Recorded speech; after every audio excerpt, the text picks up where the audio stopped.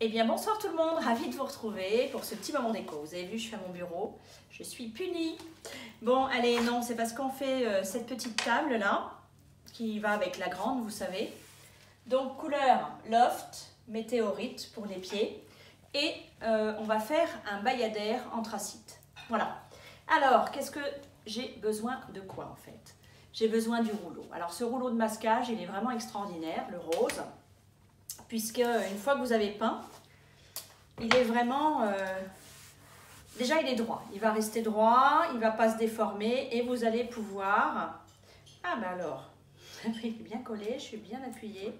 Vous allez pouvoir, voilà, le coller et le redécoller à souhait. Alors effectivement, à un moment donné, ça va s'arrêter, mais celui-ci, voilà, il ne va pas vous endommager votre peinture.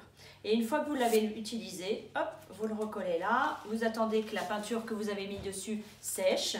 Et ensuite, vous le reprenez et vous le repositionnez. Voilà, là, vraiment, c'est super. Ça y est, j'ai oublié son prix. Je crois que c'est 10,20 € ou 10 €, je ne sais plus. Mais je vais vous le mettre ensuite.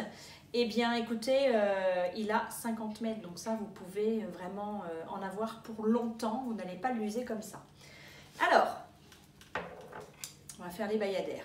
Mon loft est mis, il a séché. Ensuite, j'ai pris effectivement en anthracite. Donc, c'est une couleur de gris, on est toujours dans les gris, mais un petit peu plus soutenue. Voilà, alors comment je fais? Donc, j'ai positionné, j'ai bien calculé mon milieu.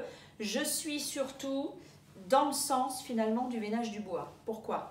Parce que quand vous allez mettre votre scotch et que si le fil du bois il part un peu de travers, quand ça va être fait avec la patine, votre œil il va être ennuyé, il va être emmené vers un truc qui ne va pas droit. Enfin bon, moi c'est comme ça que je fonctionne. Donc, j'ai mis, on va commencer par le côté. Comment je fais? Alors là, j'ai mis mon anthracite, je prends mon petit pinceau, je préfère. J'aurais peut-être pu, mais il fallait que j'y songe avant, le mettre de la grandeur de mon rouleau. Voilà, c'était bien, mais bon, c'est fait comme ça. Voilà. Allez, c'est parti. Milieu, et une fois que j'ai bien déchargé, hop, là, je vais faire mon bout. Je vais sur les côtés. Voilà, tout simplement. Alors, il m'en faudra 2 couches. Ce que je vais faire, bah, je vais le laisser parce que ça sèche en... Allez, en 10 minutes, un quart d'heure, c'est sec. Et surtout là, j'ai mis la cheminée. Bon, même s'il faut attendre 6 heures de repositionnage, mais là, pour le coup, pour recouvrir, là, pour le coup, c'est des bayadères. C'est pas grave. Donc, voilà comment ça se passe. Je vais faire mes 2 côtés. Hop, que je fasse pas de bêtises. Donc, comme j'en ai beaucoup, je fais mon milieu et hop, je vais sur les côtés ensuite.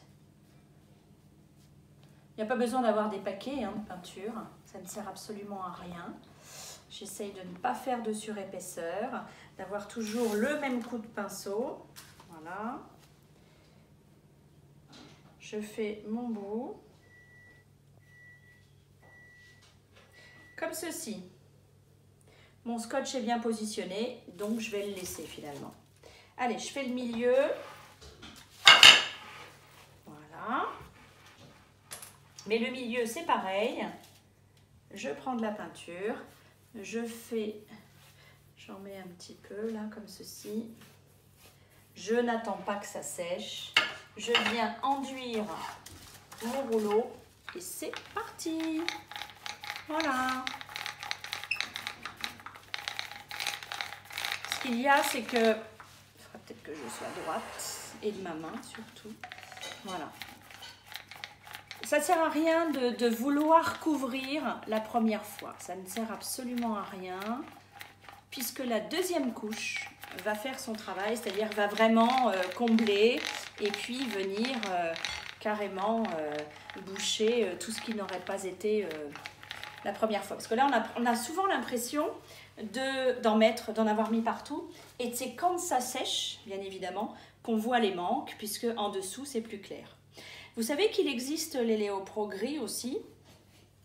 C'est vrai que Bon, peut-être qu'on en parle moins souvent, mais alors surtout moi parce que je fais souvent des couleurs assez claires, mais quand vous êtes sous une couleur foncée, voire aussi toutes celles qui couvrent un tout petit peu moins, à savoir le jaune, le orange, le rouge, eh bien vous pouvez mettre en dessous une couleur Héliopro gris. Voilà. Ça a les mêmes propriétés hein, de toute façon. Donc voilà, je lisse, toujours pas de surplus, mon petit rouleau. Si, à la rigueur, je peux faire ça, puisque de l'autre côté, hop, voilà. Moins il y a de coups de pinceau, je dirais, mieux c'est. Maintenant, si vous avez des surfaces super lisses et que vous voulez qu'il y ait des coups de pinceau, vous les créez en fait pour créer, vous, des semblants de nervures pour que la patine vienne dessus, bon, vous pouvez toujours le faire. Voilà. On va laisser sécher, on va se retrouver tout à l'heure pour la deuxième passe. Je vais la passer et puis ce qu'on fait c'est que demain on passe la patine. Voilà, je vais mettre une patine anthracite sur le tout finalement et sur l'anthracite, je ne sais pas comment on va faire encore. Voilà, je vous embrasse, je vous dis à demain. Ciao!